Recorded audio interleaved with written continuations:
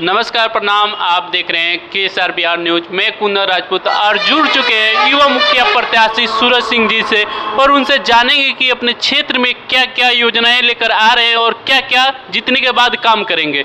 जी, अपने बारे में मेरे दर्शकों को बताइए। नमस्कार। सबसे पहले तो दक्षिणी छपराबास के जितने भी हमारे अभिभावक हैं और सहयोगी हैं, युवा साथी हैं, सभी को प्यार भरा नमस्कार।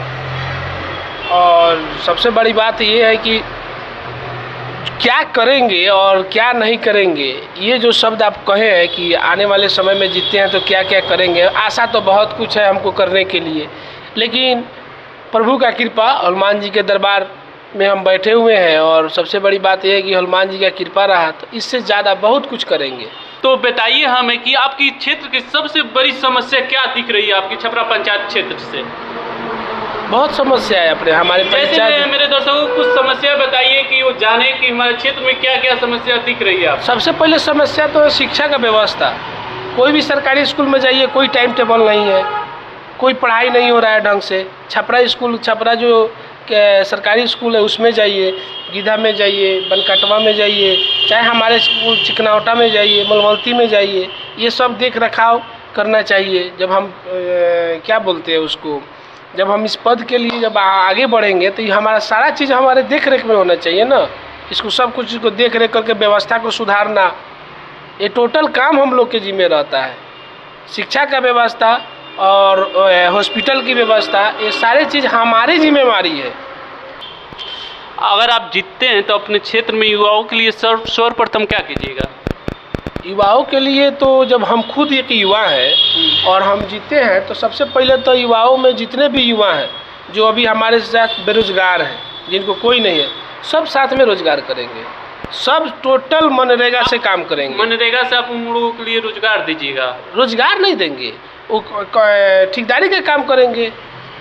टोटल आपके क्षेत्र में लमसम बहुत सारे युवा हैं तो सब किसी को ठेकेदार बना दीजिएगा। देखिए, सब किसी को ठेकेदार नहीं बनाएंगे। जो भी पढ़ने वाले वो अपना पढ़ाई करें, जो भी बेरोजगार है, जिनका सोच है कि नहीं हमको ठेकेदारी करना है, वो जो जैसे भटक रहे हैं, इधर उधर जा रहे हैं, वो सारी आगे काम करेंगे। मनरेगा में आपको पता नहीं है, आप पहले पता कीजिएगा, विधायक से ज़्यादा मनरेगा में फंड है। आप 20 से 25 करोड़ तक ले काम करा सकते हैं मनरेगा के तहत। हम ही क्यों कराएंगे। हमारे जितने भी युवा है, जो भी चाहेगा कि हमको ठेकेदारी लाइन से काम करना है, वो आएगा, अपना ठेकेदारी लाइन से काम करेगा, योजना पास होगा, उसको हम देंगे कि आप करो यार। हम ही वो क्या रहेंगे, मुखिया भले नाम के लिए हम है, लेकिन सारा लोग मुखिया हो जाएगा। जितने भी युवा हैं सब मुखिया रहेंगे। सारे लोग युवा अपना काम करेंगे, ठेकेदारी करेंगे, वो भी 2 रुपया कमाएंगे, हम भी 2 रुपया कमाएंगे। हम युवा के पास और कुछ रास्ता नहीं है, हमारे पास यही विकल्प है, साथ मिल के चलेंगे, मजबूत रहेंगे। हम सुने कि आप बोल रहे हैं कहीं कहीं कि आप जीतिएगा तो इंदिरा आवास में 1 रुपया भी घूस नहीं लीजिएगा। हाँ, बोल रहे हैं। इंदिरा आवास में ही नहीं, वृद्धा पेंशन में घूस नहीं लेंगे।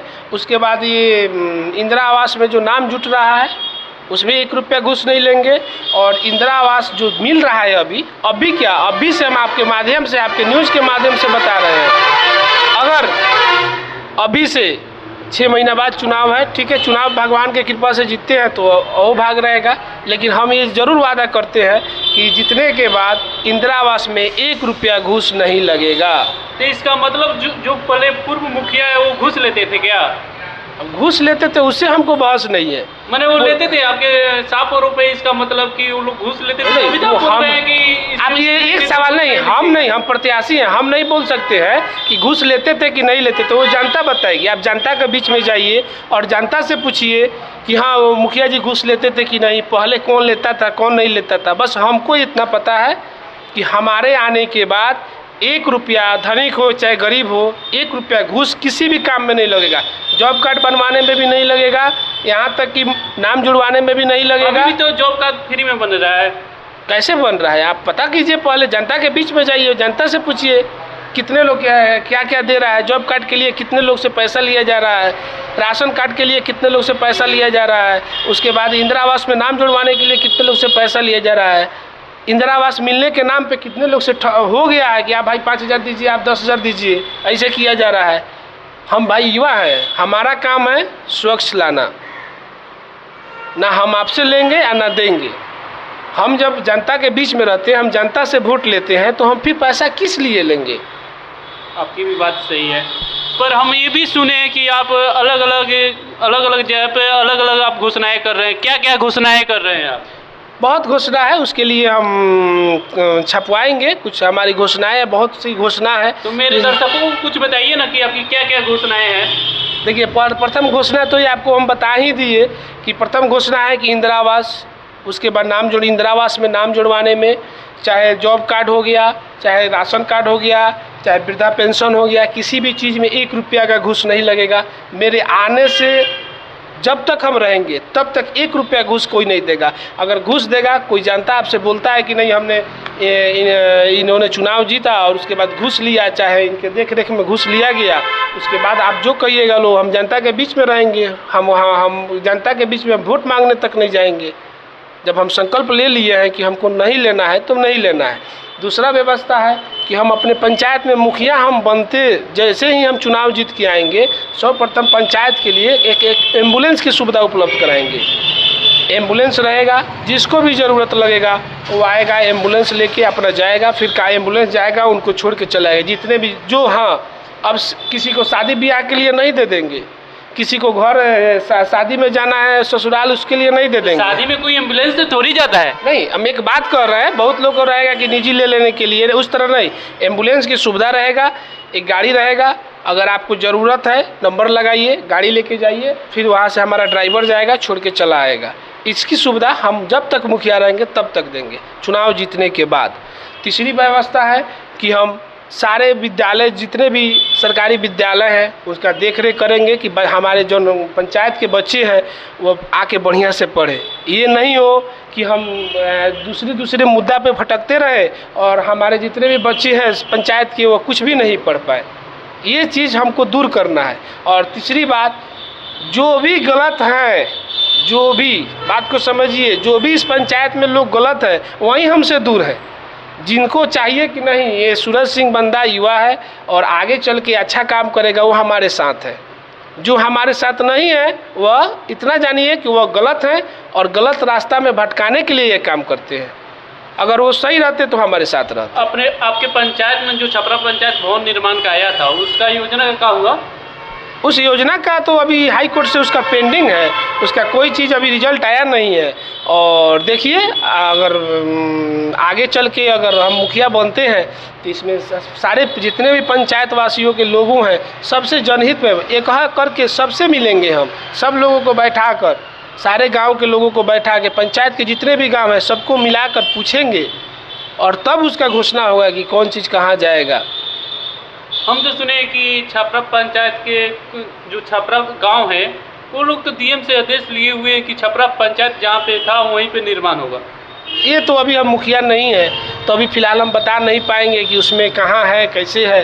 वो तो हमारे अभी जो वर्तमान के मुखिया जी हैं उनको पता होगा, और जो उधर से बोल रहे हैं कि हम लिए हुए हैं उनको पता होगा। अभी हमारे पास ऐसा फ़िलहाल कोई न्यूज़ नहीं है। और जब हम मुखिया में जीतेंगे तो सारे लोग से राय लेकर ही कोई काम अगला बढ़ाएंगे। इससे पहले हम इसका कोई विश्लेषण हम नहीं जानते हैं कि हाँ, लेकिन ये सारे लोगों के राय से ही जहाँ भी बनना चाहिए, सारे लोगों के। हम अपने पहले वीडियो में भी आप लोग को बता चुके हैं कि हमारा सोच यही है कि सारे लोगों के राय से बनना चाहिए, ऐसे अलग से नहीं बनना चाहिए।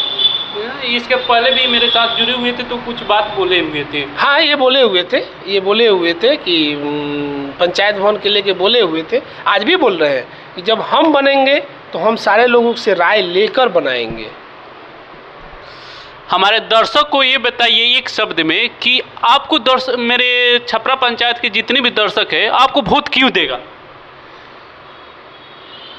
बहुत अच्छा क्वेश्चन पूछे हैं आप कि हमें ही क्यों वोट देगा। हाँ, हमें इसलिए वोट देगा कि हमारे साथ जितने भी प्रत्याशी हैं सब लोगों के दक्षिणी छपरावास की जनता ने देखा हुआ है कौन क्या किया है।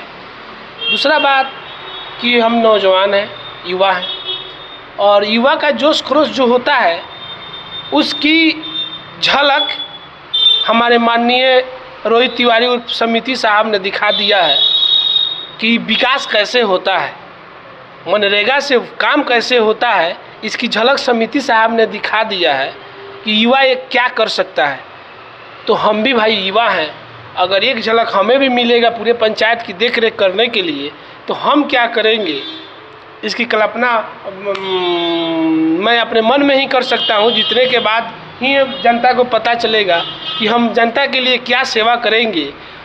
अगर मौका मिलता है तो जनता निराश नहीं होगी, बल्कि इतना हम विश्वास के साथ कहते हैं कि अगली बार हमें वोट मांगने की ज़रूरत नहीं पड़ेगी। जनता खुद पे खुद हमें निर्विरोध कर देगी हमारे पंचायत से। इतना ज़रूर काम करूँगा। किसी के साथ भेदभाव नहीं करेंगे कि ये इसने नहीं करेंगे, इधर नहीं करेंगे, सबको ले के चलेंगे। ये हम आपसे वादा करते हैं। कभी हमसे ये काम नहीं होगा कि जैसे कि इधर नहीं किए, उधर नहीं किए, मुखिया जी इधर नहीं आए, उधर नहीं आए, इनसे ले लिए। सारे को ले के चलेंगे। नेतृत्व करने वाला आदमी को जो एक होता है कि जैसे कि हमारे सारे जनता को ले के चलना, वो हम ले के चलेंगे। उसमें कहीं से दिक्कत नहीं होगी आप लोग। तो धन्यवाद आपका मेरे साथ जुड़ने के लिए, और फिर मिलते हैं एक न्यू वीडियो के साथ। तब तक चैनल को फॉलो करें और सब्सक्राइब करें और शेयर करना ना भूलें।